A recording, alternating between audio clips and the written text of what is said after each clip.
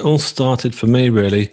I was at a rail station. I was seeing off a friend, and I was helping her onto the train carriage with her bags, and gave her a hug and a kiss to say goodbye.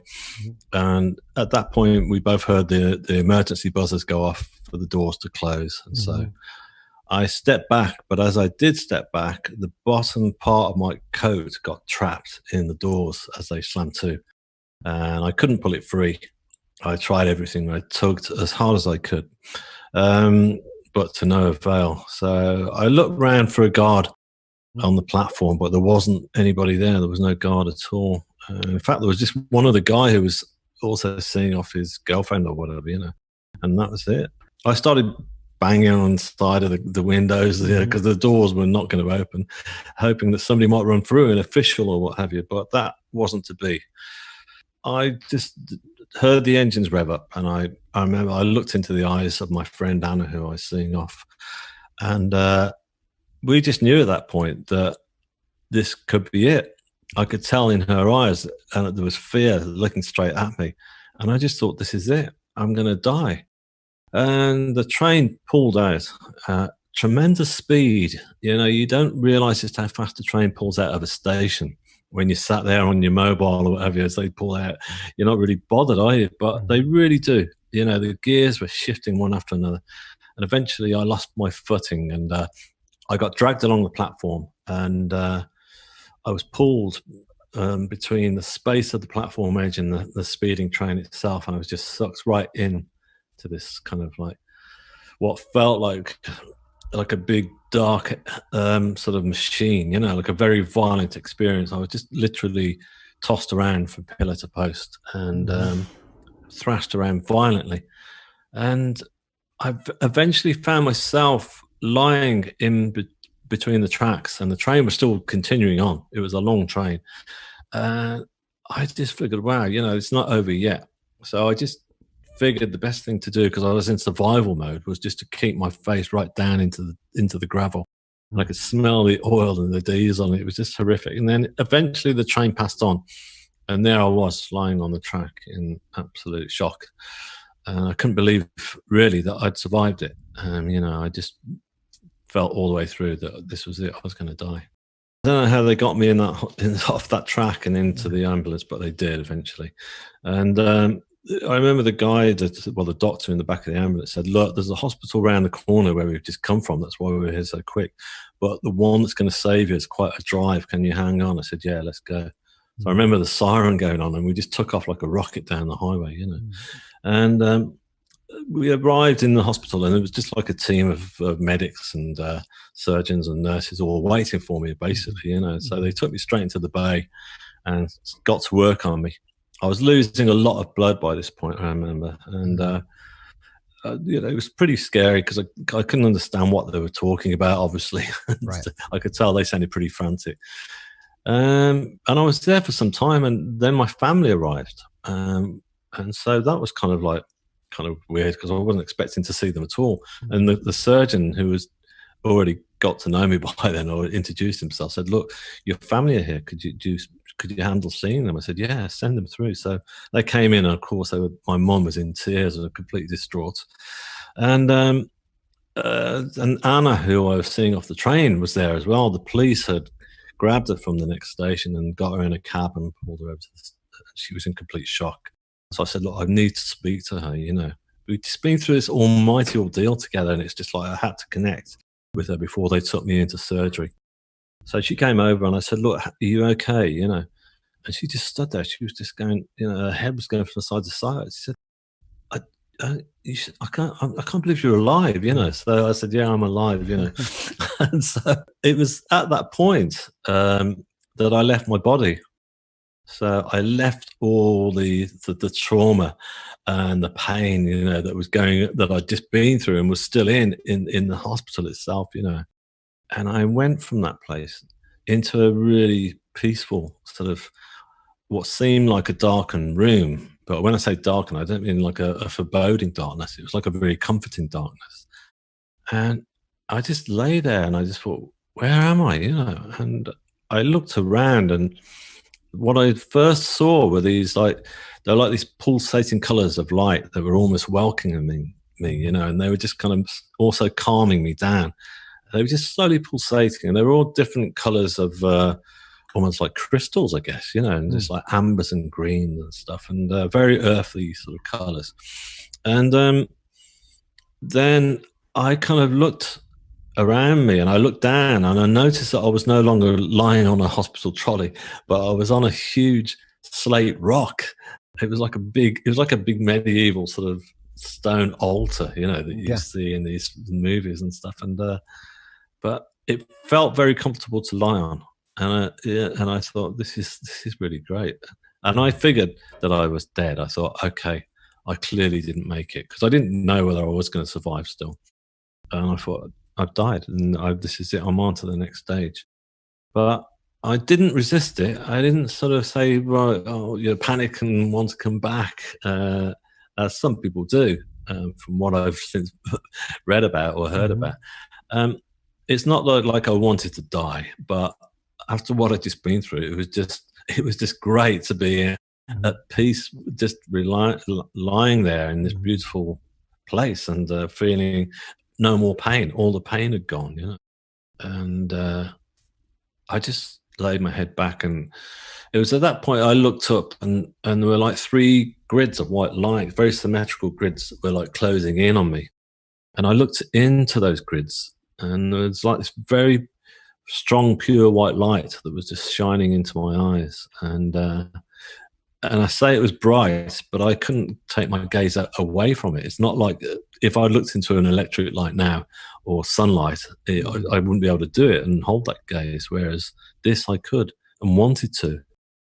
And I felt like this light was healing me as well. And I felt like it was giving me, you know, helping me through the ordeal I'd just been through for some reason. And as I lay there, I was kind of bathed in this light, and I just enjoyed the being bathed in the light. And then I suddenly felt the presence of somebody. I thought there's somebody here. Somebody just kind of suddenly arrived. So I lifted my head up and I looked, and just at my feet there was a person stood there, um, and this person was just wearing a very contemporary, you know, sort of black t-shirt, a very simple t-shirt, nothing too ethereal. But he or she, because it was androgynous, there was neither male nor female in form, had this kind of beautiful, pure white blonde hair, but this skin that was radiating light, and the light was just coming out from within. And I felt comforted by this being. I felt like, you know, he or she was my guardian and was Hmm. watching over me and greeting me basically as well. And there was an expression on the face that I knew. I felt like I'd known this person throughout the whole of my life and beyond, you know. And I thought, who are you? I kept saying, who are you? I know you, don't I? And this being just kept smiling back at me, you know, just kind of like, and again, the telepathy was saying, just take it easy. You're safe. You know, I'm here Hmm. for you.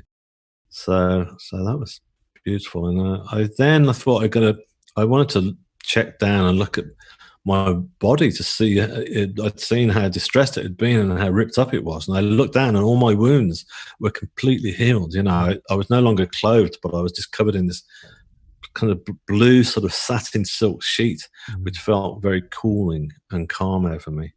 And yeah, my arm was back in place. Everything was okay. You know, not a scratch. So I just thought I'm going to rest my head back and enjoy a little bit more of this. Um, so it was at that point that I started to feel there was the presence of more people. So I opened my eyes again, and there were two female forms this time, either side of me, and one was sort of to my right, was wearing just like a very simple brown dress, very contemporary again, with long brown hair and sort of bluey green eyes. And the girl to my left was more uh, Asian Indian, American Indian in appearance, wearing a more traditional dress. But they both had they didn't really look at me at all, but they both had their hands just sort of like hovering over my body, as if to give me, as if they were healing me. It was almost like a sort of, I suppose the best way I could describe it is like Reiki healing or something like that. I've never had Reiki healing, but I know what it appears like, and it looked like that. Yeah, so there was the energy that was coming from their hands was radiating a power that felt like unconditional love is what I call it. It was just this love that was emanating from their hands, and it was just I could feel it going right the way through my whole, every single part of my body, every cell, you know. And I figured again, you know, the what I was being told was that they weren't actually so much healing my physical wounds, my physical body, but they were healing all the my soul and all the injury that it had taken and the bashing it had taken over the years, you know, all the guilt and shame that I carried around with me for all those years. So it's like all those layers were being peeled off and they were healing. So yeah, it's a very beautiful moment. I continued on with the experience, and what I realised was quite a few people have asked me how long they thought it was, and I know this sounds like a bit of a cop out answer, but there was no dimension of time at all. Time literally didn't exist. Um, I mean, the reason I say this is because I was fully aware that I was just in the present moment, and that was all that mattered. All the past didn't matter anymore. Didn't occur to me. All my feelings of guilt and shame that I carried around with me had dispersed from me, and also all my worries and concerns about the future, which I held a lot of. All those are gone. I didn't care about the future either. So it's very much a dimension of no time whatsoever. I mean, you can. It's a lot of people who've had NDEs will answer the same thing, and they feel like they're contradicting themselves all the time, because with a near death experience, it's like what happened was it was ultra real. It's not like a dream, and it's not like a hallucination, but it's also not it's as real as you and I are chatting now, but it's a different dimension. It's also very different. Everything kind of looks the same, but also feels different. You know, I remember thinking to myself actually at one point, I thought, I wonder how my family are doing. You know, but it wasn't. Oh my goodness, my family. You know, so I figured I'll just take a look, see if I can see them.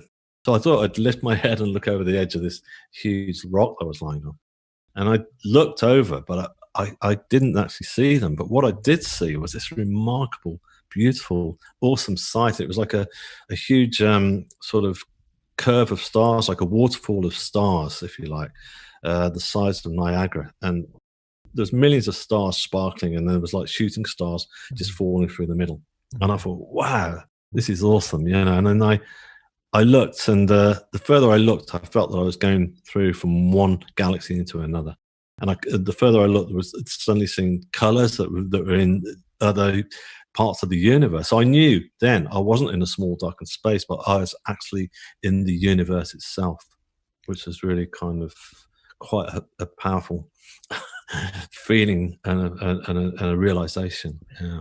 I began to feel a bit later on that the energy of love that I was talking about that was coming through was suddenly turned up, like a dial had been turned up hugely. And I lifted my head again, and this time I looked, and what I could see behind the first being of light was that I talked of was like a huge tunnel of white light that was closing in towards me, and it was really quite a huge tunnel, and the energy of light that was coming from it was just so powerful that I felt like every molecule of my body was like vibrating, but with this love. And this tunnel was surrounded by all these flames that were like very powerful flames that were rotating around very slowly. But again, just like the time aspect, there was no sense of fear. I wasn't thinking like, wow, what is this? You know, I was just really in love with it, with the whole aspect. And I thought, this is amazing. And I thought, and I knew instantly what this was. And I just said, this is the source of all creation that I'm looking at here. You know, this is God. This is not, you know, some guy up in the sky on the ceiling of the Vatican in Rome, or whatever God that you know you may follow, you know, throughout most religions. You know, it's not in a human form, basically, that it's this huge tunnel of white light. So that was my perception of God and the creator. So that was a really beautiful moment to actually feel that and have that knowledge and you know, be in the presence of it and feel this energy of love vibrating throughout me. Most people who have a near-death experience talk about seeing the tunnel of light, and some people actually cross through it. But I didn't. It was at that point that I remember putting my head back. I was like laughing with all this joy of what I've experienced, and I came crashing back into my body in the hospital. So they sent me back at that point. They clearly didn't send me through the tunnel.